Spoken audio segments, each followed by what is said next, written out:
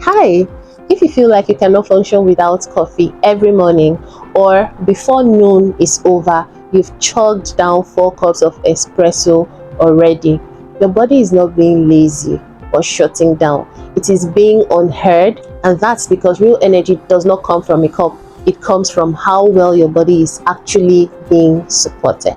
And if you are constantly tired, foggy, or crashing by noon, coffee may be seriously masking the problem, not fixing it. So today I want to show you healthy, science-backed ways to boost your energy naturally, especially if you're tired of depending on caffeine just to feel normal. Energy in the body is not just a feeling, it is a biological process. Inside your cells, your body produces energy in the form of ATP, being your cellular fuel. Now, for that system to run well, your body depends on stable blood sugar, adequate oxygen delivery, restorative sleep, sufficient nutrients, and balanced stress hormones. Coffee does not create energy. Caffeine works mainly by blocking adenosine, being the chemical in your brain that builds sleep pressure. So for a few hours, you feel alert due to that block, but the underlying fatigue is still there, and that is why many people would say they drink coffee but still feel tired. This is because the root cause or causes was never addressed. The most common hidden drivers of low energy I see clinically include poor sleep quality, and not just short sleep, blood sugar spikes and crashes, iron depletion, chronic dehydration, and ongoing stress keeping your cortisol levels elevated. 7 healthy ways to boost energy naturally without caffeine. First way is strategic hydration. Even mild dehydration can make you feel tired, dizzy, and mentally foggy. Many people wake up already dehydrated after hours of sleep. Before reaching for coffee in the morning, try drinking a full glass of water within 15 minutes of waking up. It could be room temperature or chilled. Do what works for you. If you live in a hot climate, sweat frequently, or exercise often, adding electrolytes or a squeeze of lemon can support better fluid balance. Sometimes what feels like low energy is simply low hydration. Secondly, eat a protein-forward diet. If your first meal is often refined carbohydrates like pastries, breads, or sugary cereal, your blood sugar would rise quickly and also crash quickly. And that crash often shows up as mid-morning sleepiness, shakiness, brain fog, and strong cravings for caffeine or sugar. But a protein-rich breakfast slows down glucose spikes and provides steadier energy.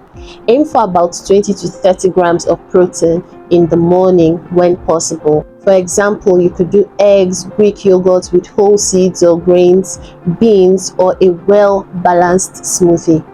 This one shift alone can change your morning energy levels dramatically. The third way is to get morning sunlight exposure. This is one of the most underrated energy tools ever. Natural morning light helps regulate your circadian rhythm, your body's internal clock that controls sleep and alertness. When your eyes receives natural daylight in the morning, your brain gets the signal that it is time to be awake. So just 5 to 15 minutes of outdoor light within the first hour after waking up can improve daytime alertness, support better sleep at night, and reduce heavy morning grunginess. And stepping outside works far better than light through your window, even if you're not a morning person like me. Fourth, use movement snacks during the day. You do not need intense workouts to feel more energetic. Short bursts of light movement increases circulation, improve oxygen delivery, and reduce mental fatigue. Try simple options like a 5 minute brisk walk, gentle stretching, climbing stairs, and light mobility exercises. This will help you, especially if you are a sedentary worker, and also especially helpful during afternoon sugar crashes. Think of movement as an energy generator and not just exercise. The fifth way is to optimize your iron and key nutrients intake. This is important, particularly for women who still have monthly periods. Low iron levels, even before full anemia develops, can cause persistent fatigue, shortness of breath, dizziness, hair shedding, and poor concentration. If you have heavy periods, you follow a vegetarian diet, or feel chronically drained despite good sleep, it may be worth discussing iron testing with your healthcare provider. Sometimes fatigue can be biochemical and not motivational. Okay? This brings me to my 6th point. Use power naps wisely. Listen attentively. Long daytime naps can worsen grogginess, but short, well-timed naps can restore alertness. The sweet spot is about 10 to 20 minutes of napping.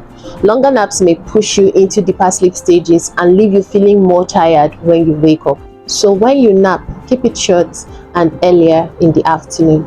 To the 7th point, use controlled breathing for quick energy. When you're stressed or fatigued, breathing often becomes shallow without you noticing. Slow, intentional breathing can improve oxygen exchange and help reset your nervous system. Try this simple pattern. Inhale through your nose for 4 seconds, hold it, and then exhale through your mouth for 6 seconds. Repeat for 1 to 2 minutes. It is simple but physiologically powerful and effective.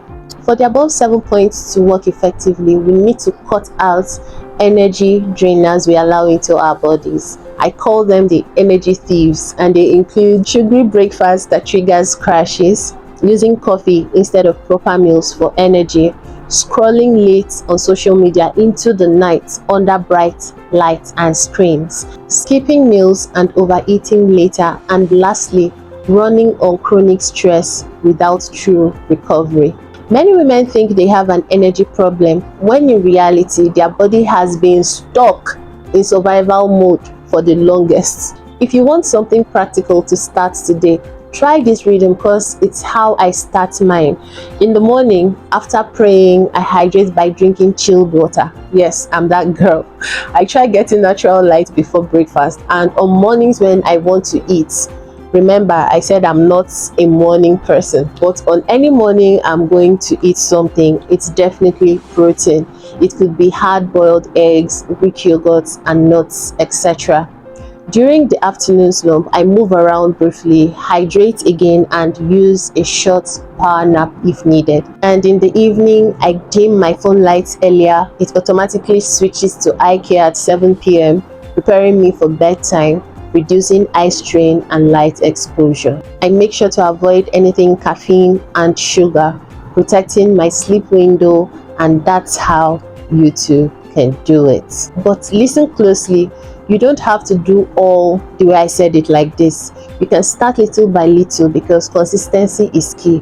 And here, what matters is not perfection, it's consistency. Once you're consistent with intentional actions, I bet you start seeing positive differences in your body.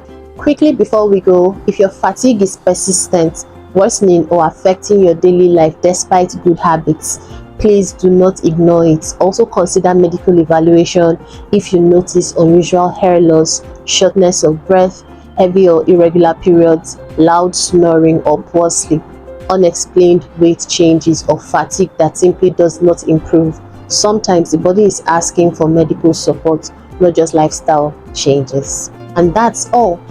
You're done. If this video helped you, save this video so you can return to it later and share it with anybody who is always saying, I'm just so tired all the time. Don't forget to like and subscribe, and I'll see you in the next video. Bye bye.